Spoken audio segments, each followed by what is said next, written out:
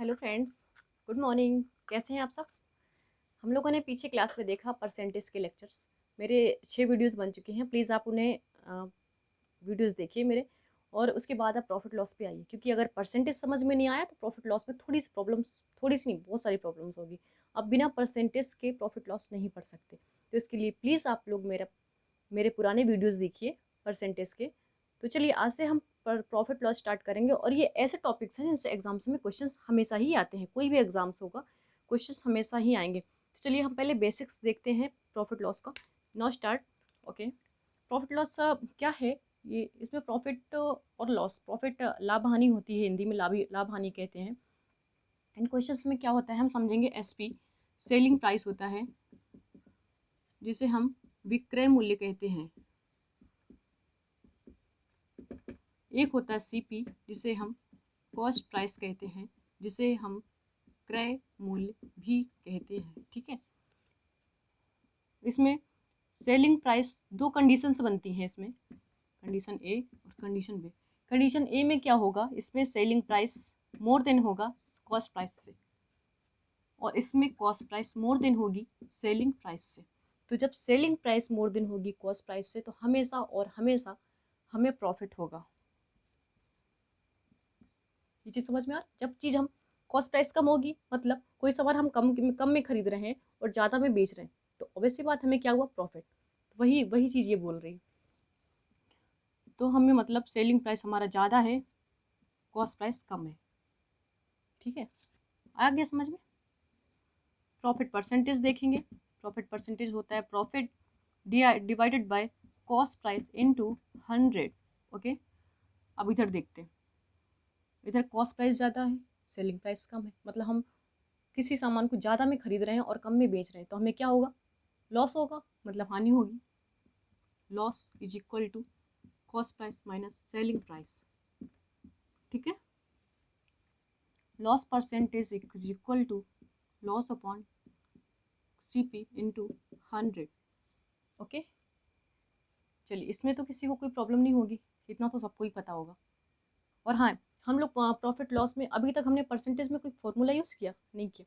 हम लोग बिना किसी फॉर्मूले के टफ से टफ क्वेश्चन सॉल्व करेंगे, बहुत और बहुत इजी मेथड में। आप लोग मेरा मेथड एक बार देख लीजिए। और हाँ, एक बार मैं फिर से आप लोगों को कहूँगी कि आप लोग ज़्यादा से ज़्यादा प्रैक्टिस करने की कोशिश करें। जितनी ज़्यादा प्रैक्टिस करेंगे आप, उतने ज़्यादा आप अच्छे होते जाएंगे इन टॉपिक्स में।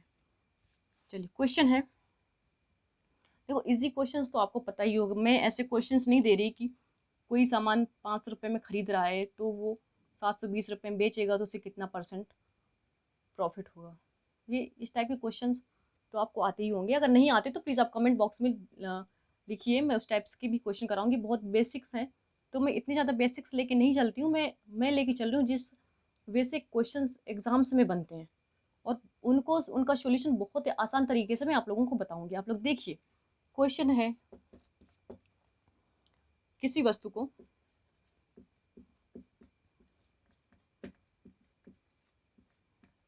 250 रुपये में बेचने पर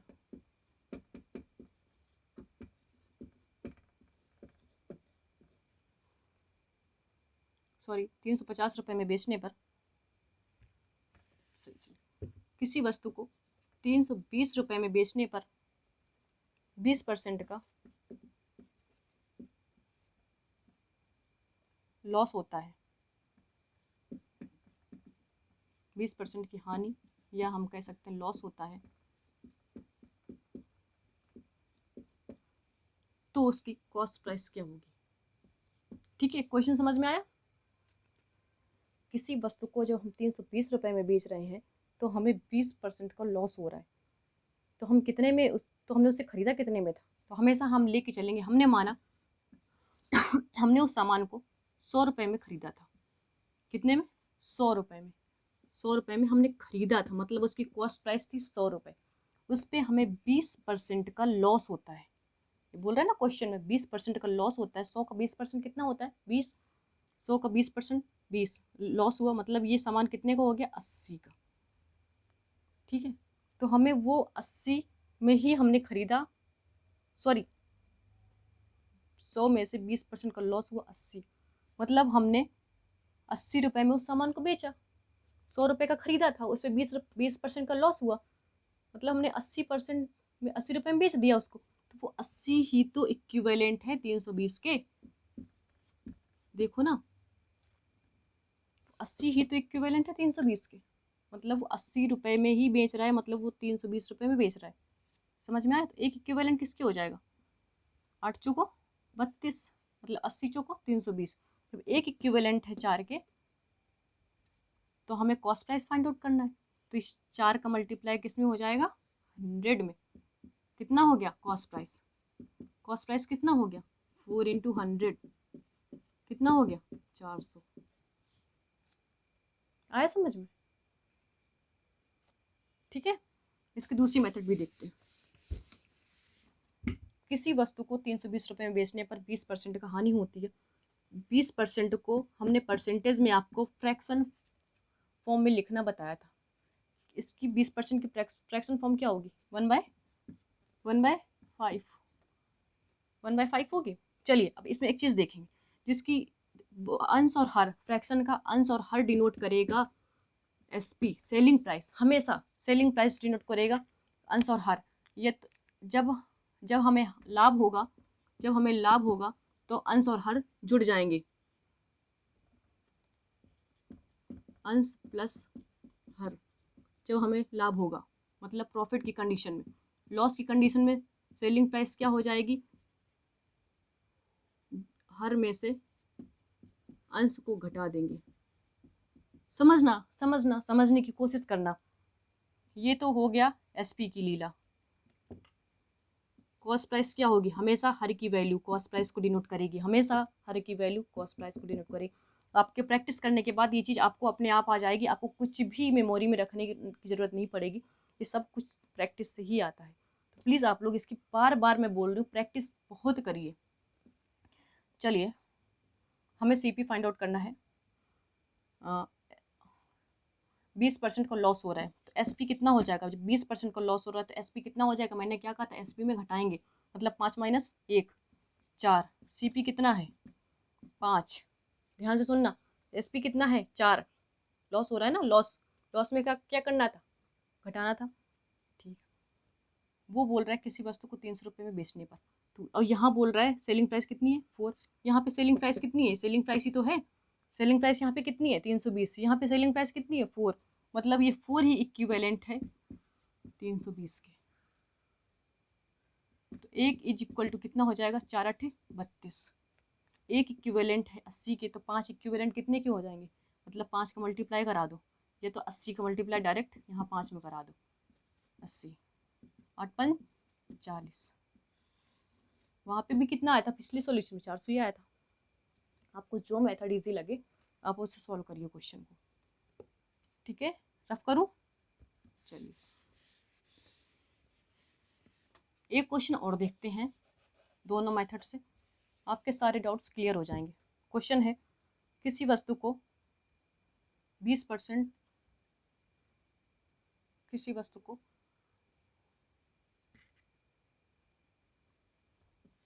250 रुपये में बेचने पर 25% का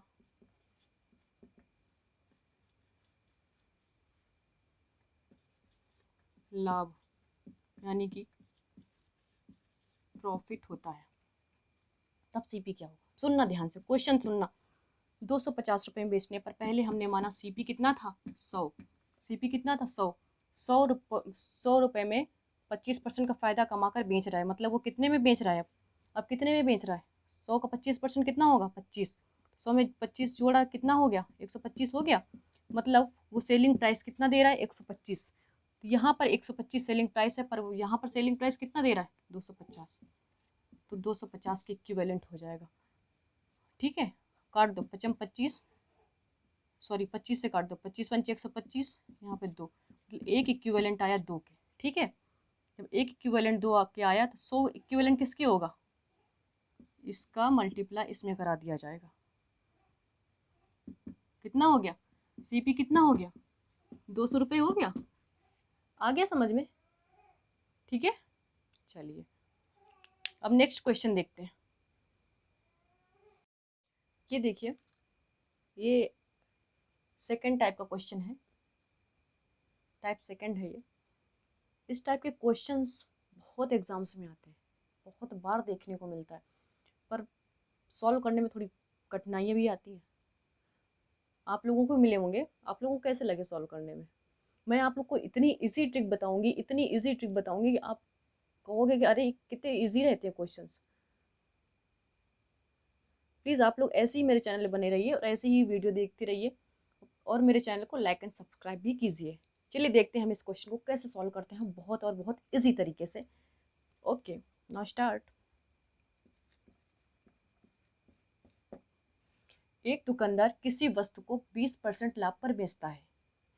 यदि वह इसे 72 रुपये अधिक में बेचता तो उसे 26% का लाभ होता। तो हमें क्रय मूल्य ज्ञात करना है। तो क्रय मूल्य कितना होगा, क्रय मूल्य कितना होगा या विक्रय मूल्य, इसमें कुछ भी निकाल सकते हैं। ठीक है, अभी तो हम क्रय मूल्य निकाल रहे हैं, फिर विक्रय मूल्य भी इसका निकालेंगे। चलिए देखते हैं। पहले हम माना 100 रुपये, 100% से ही लेके चलेंगे हम स्टार्टिंग में।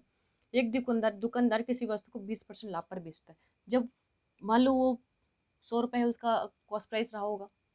ठीक है, ये कॉस्ट प्राइस मानते हैं 100 रुपये, मतलब क्रय मूल्य उसका 100 रुपये रहा होगा। उस पर उसने 20% लाभ लिया।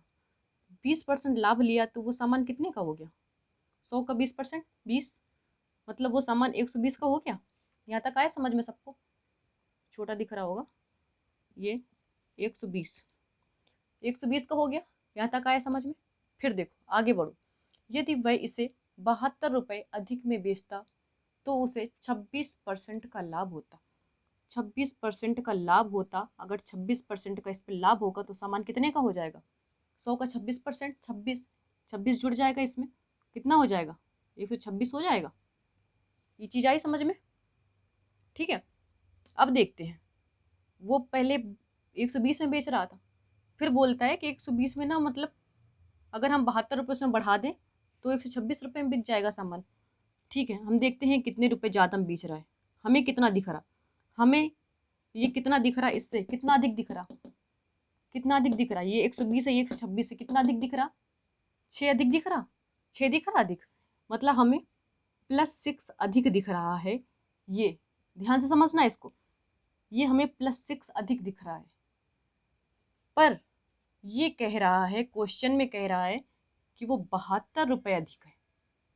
क्वेश्चन में कह रहा है कि वो 72 रुपये अधिक है। क्वेश्चन में बोला 6 नहीं, वो 72 रुपये अधिक दिख कह रहा है, पर हमने देखा 6 रुपये अधिक दिख रहा है। इसका मतलब क्या निकला? इसका मतलब निकला कि वो 6 है जो, वो इक्विवेलेंट है 72 के। वो 6 ही है 72 के बराबर, समझे? वो 6 ही 72 का इक्विवेलेंट है, मतलब एक बराबर किसकी हो जाएगा? काट दो, छिकनम छः छुदनी, एक इक्वल है 12 के। जब एक 12 है तो 100 किसके बराबर हो जाएगा? इधर 12 का मल्टीप्लाई करा दो, इधर करा दो 12 का मल्टीप्लाई, कितना हो जाएगा? कितना हो जाएगा? 100 में 12 गुणा किया, सीपी कितना आया? 100 गुणा 12 is equal to 1200। Cost price आ गई 1200। ठीक है, 1200 रुपये कॉस्ट प्राइस आई। अब अगर क्वेश्चन में ये कहता, इसका एक क्वेश्चन और बना लेते हैं हम। क्वेश्चन में ये कहता कि 20% लाभ में बेचने पर उसका सेलिंग प्राइस कितना था। अगर ऐसा क्वेश्चन आता कि 20% लाभ पर बेचने पर उसका सेलिंग प्राइस कितना था, तो 20% में बेचने के बाद कितना आया सेलिंग प्राइस? ये सेलिंग प्राइस ही तो है, सेलिंग प्राइस 1, सेलिंग प्राइस 2, ये भी तो बेच ही रहा है ना 126 पे भी। तो उसी 12 का मल्टीप्लाई हम इसमें करा देते, सेलिंग प्राइस 1 आता हमारा 120 गुणा 12। अगर कहता 26% लाभ लेने के बाद विक्रय मूल्य कितना होता, तो हम SP2 सेलिंग प्राइस 2 निकालते, 126 में 12 का गुणा करा देते। कितना इजी था ये सवाल, देखने में टफ लग रहा था, सॉल्यूशन देखो इसका कितना आसान है। किसी को कोई प्रॉब्लम हो रही है? आप इसी तरह बहुत ही आसान तरीके से टफ क्वेश्चन भी सॉल्व कर पाएंगे। चलिए नेक्स्ट क्वेश्चन देखते हैं, आपको और भी ज़्यादा समझ में आएगा। इसी में एक क्वेश्चन और करा देते हैं, और ज़्यादा समझ में आ जाएगा। वैल्यू चेंज करेंगे 15%,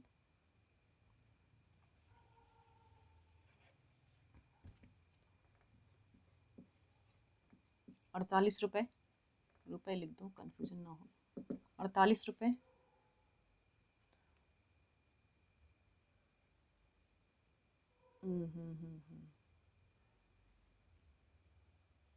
अधिक बेचता तो उसे 21% का फायदा होता। यहाँ है 21%, क्या है 21, ठीक है, थोड़ा सा चेंज हुआ है।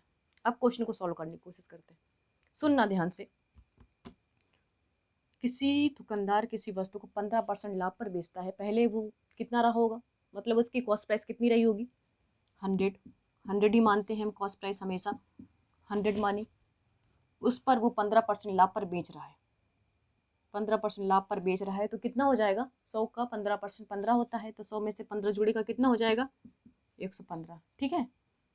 फिर बोल रहा है कि यदि वह उसे 48 अधिक में बेचता तो उसे 21% का लाभ होता।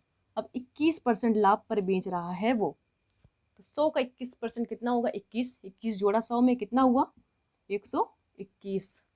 हमने देखा कितना अधिक दिख रहा है, मैं 121 115 से कितना अधिक दिख रहा है, कितने अधिक में बेच रहा है ये, कितने अधिक में बेच रहा है, 6 दिख रहा है हमें अधिक, ये पर ये बोल रहा है 6 नहीं, 48 अधिक में बेच रहा है, ये बोल रहा है 48 अधिक में, तो वो 6 ही किसके इक्विवेलेंट होगा, 6 किसके इक्विवेलेंट होगा, 48 के, 6 ही इक्विवेलेंट होगा 48 के, मतलब एक इक्विवेलेंट होगा 6 48 8, एक इक्विवेलेंट होगा 8 के, तो जब एक है इक्विवेलेंट 8 के तो 100 इक्विवेलेंट किसके हो जाएगा, दोनों तरफ 100 का मल्टीप्लाई करा दिया, 100 इक्विवेलेंट होगा 800, मतलब हमारा सीपी फाइंड आउट हो के निकल आया 800, ये हमारा सीपी निकला, समझ में आया, ये क्या है सीपी। अगर एसपी पूछे तो ये दोनों एसपी हैं, मतलब सेलिंग प्राइस 1 सेलिंग प्राइस 2, ये बेच ही रहा है ना, ये भी निकाल लो आप, 115 गुणा 8 करो, SP1 115 गुणा 8, SP2 121 गुणा 8, क्लियर,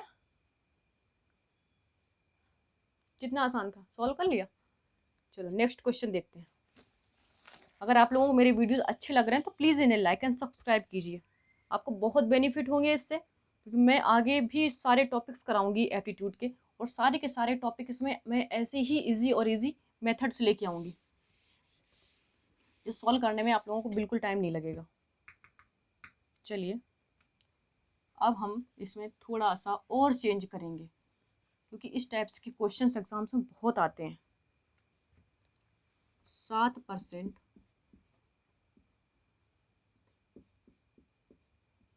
हानि पर बेचता है, देखना आप ध्यान से, यदि वह उसे 64 अधिक में बेचता,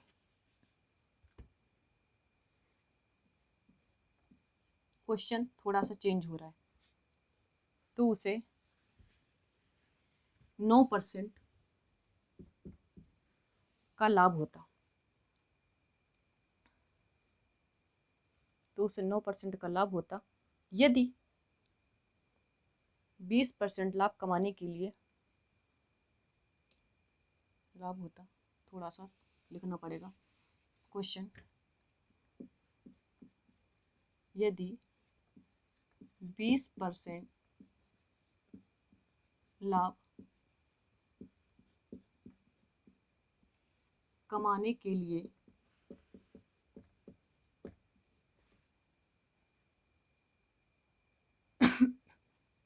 कितने में बेचना होगा,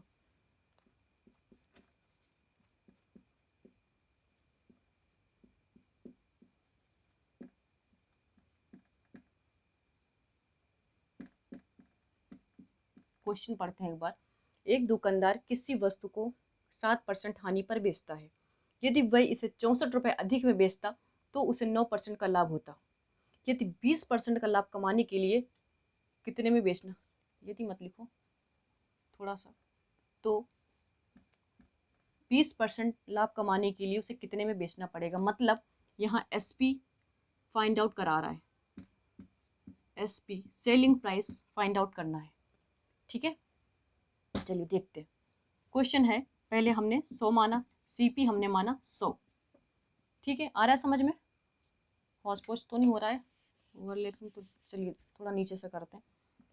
100 है, हमने क्या माना, CP।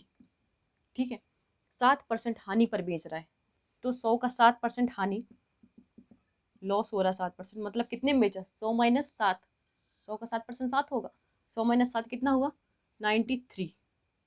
ये सेलिंग प्राइस 1 है। ठीक है, पहली बार इतने में बेच रहा। फिर बोल रहा है यदि वह इसे 64 रुपये अधिक में बेचता तो उसे 9% का लाभ होता। यहाँ पे 9% का लाभ हो रहा है, तो 100 का 9%, 9, 100 में 9 जुड़ जाएगा, 9% प्रॉफिट कितना हो जाएगा, 109। ठीक है, यहाँ पे कितना अधिक दिख रहा, ये यहाँ 93 या 109, कितना अधिक है ये, 9 7 13, 9 7 सॉरी 9 और 7 16, कितना अधिक है ये, 16 अधिक है। यहाँ से 7 16। ठीक है, ये बोला 16 नहीं, ये बोला 16 नहीं, 64, 64 रुपये अधिक में बेच रहा है, तो ये हो गया 64।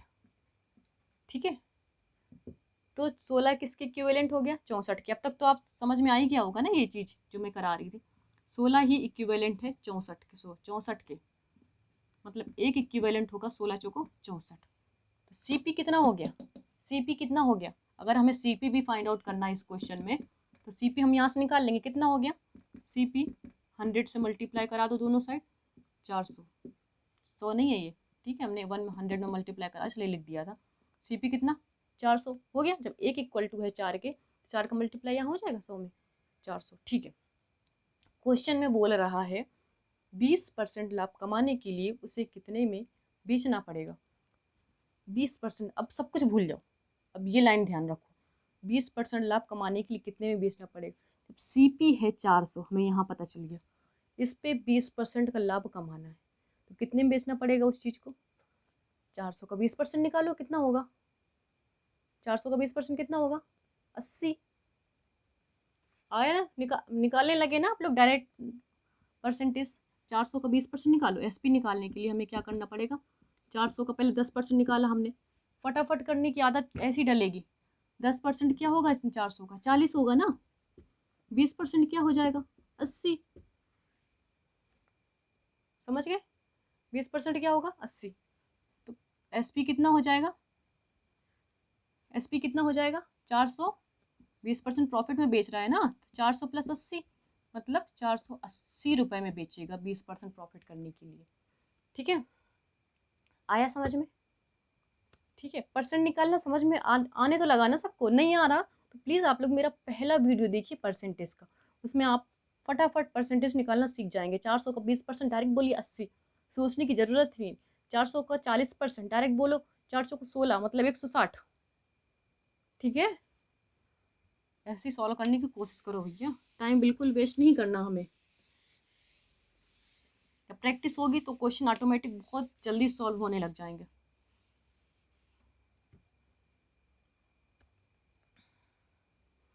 एक दुकानदार किसी आर्टिकल को 10% हानि पर बेचता है, वैल्यू चेंज करो, और एक थोड़ा सा अलग है क्वेश्चन, 10% हानि पर बेचता है, यदि वह उसे 75 रुपये अधिक में बेचता, ये सब हटाना पड़ेगा।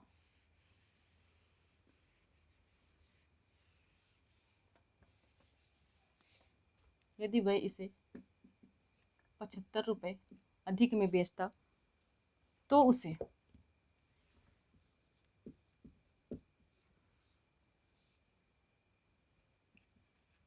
5% का लॉस होता, लॉस मतलब हानि होती।